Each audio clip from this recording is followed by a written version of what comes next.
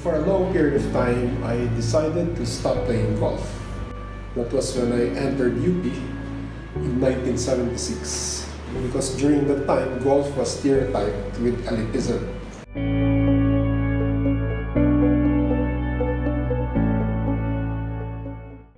I was born in the year 1959. I am one of 5 children, all boys. Now, after trying out different fields of work, I currently serve as a professor and vice dean of the School of Sciences and Engineering in UA&P. In my free time, I play golf. It has been my hobby since I was little. Golf is a challenging sport, but when I play it, I am able to relax my mind. The good and bad things that happen in a game helps me to reboot my system, mental, physical, and spiritual. So each game, whether I win or lose, is a unique and good experience. I will never forget the argument my parents had back when I was young. We moved to Dagupan, Pangasinan around 1967 because my father was putting up gas stations in the provinces of northern Luzon. There was a golf course near our house. We moved in, which was the favorite place of my dad. He disappeared early in the morning and on weekends to play with his friends. This got my mother suspicious. Naalala ko pa nga yung tinanong niya, "May babae ka ba?" My parents argued about it, so my father, with the insistence of my mother, took us with him to the course to ease the worries of my mom. Little did she know that we would disappear altogether to play golf. Most of the golfers were businessmen. Although during our time, I was playing golf with my friends, but all of them were children of businessmen or executives. My dad was an executive for a multinational oil company, Caltex. And in fact, he was telling us before that if the company was not paying for his golf expenses, he couldn't afford it. He couldn't pay for it. Why? Kasi first, the equipment that you use in golf is expensive. How expensive? Now, a good set, well, a beginner set is around 10,000.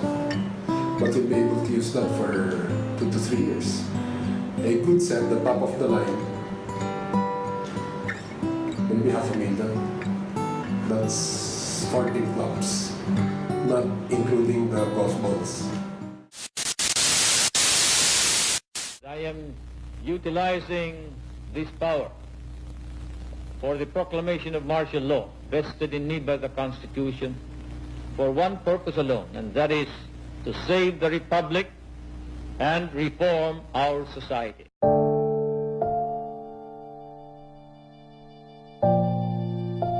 For a long period of time, I decided to stop playing golf. That was when I entered UP in 1976, because during that time, golf was stereotyped with elitism.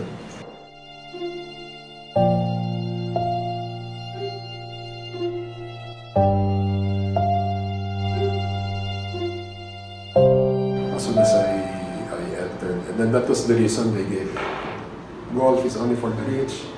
And then that was during the early years of martial law, 76. And UP is known for being anti-martial law.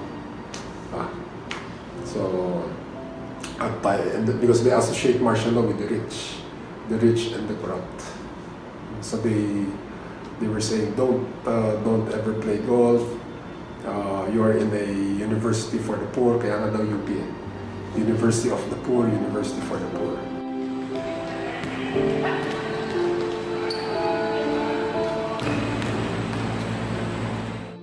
It wasn't a struggle for me to look for a different sport because I was also interested in football,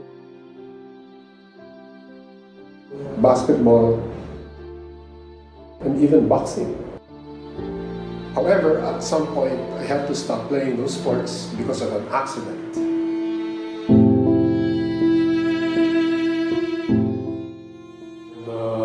I got off at the corner of Ortigas, EDSA. The place where there's now a shrine, Our Lady of EDSA, because that's where the EDSA revolution happened. So I was coming home from work after 12, between 12 and 1, when the bus behind the bus that I took from the office lost its brakes. Went up the sidewalk, and then it hit me, and then threw me forward, and then I hit the waiting shed, and then before I fell, it hit me again. Boom. So it destroyed my right ACL.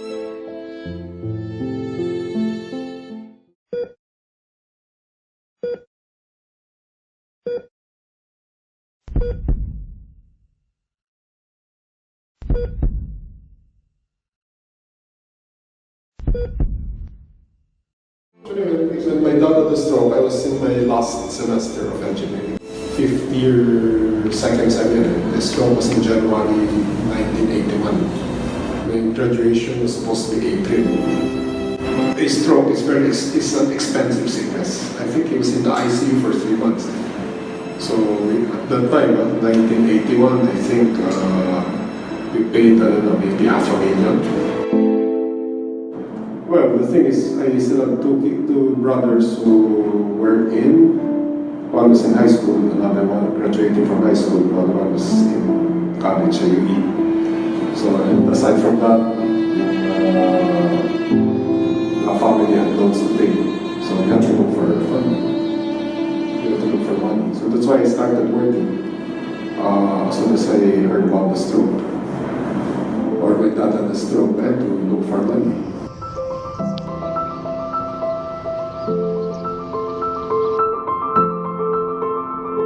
Fortunately, one of my friends was a headhunter for dual tech.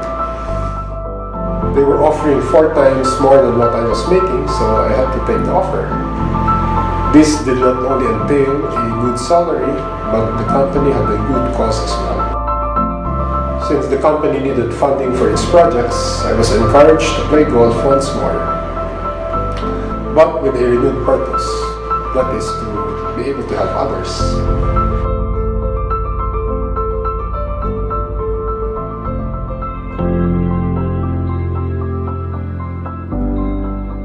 The school, Dual Tech, uses the German apprenticeship training system for underprivileged students, mostly living in the provinces, to gain practical training in different areas for free. And they start getting paid after 6 months of studying. Some find high-paying jobs before graduation, and this would not be possible if there were not enough funds to begin with. I do believe that education is the best instrument one could make in his life. And during my student years, the taxpayers, including my parents, were the ones paying for my education. Because of this, I chose to be useful in society. I tried to give back. I got more than their money's worth, and paying them back several times over.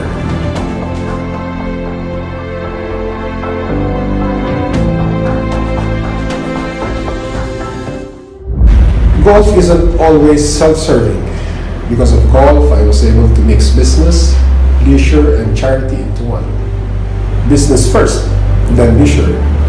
I was able to communicate with my fellow players regarding business topics while enjoying my time with them. After all, 3 to 4 hours of a single match gives anyone much time to communicate what needs to be communicated.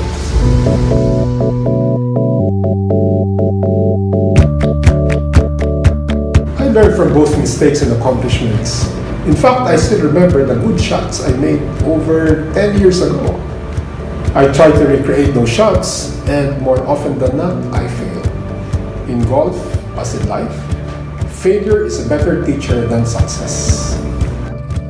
I guess it's the virtue of hope, which is the same ingredient in the dynamics of various phenomena in life, such as Silicon Valley entrepreneurship, esports, studying, and in almost the whole universe of human experience.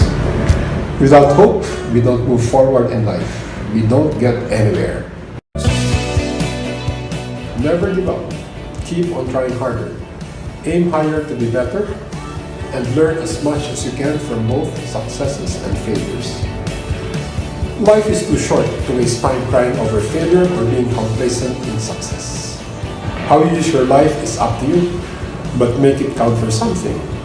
Because if you want to help change the world and make it better, you can, even in your most creative way.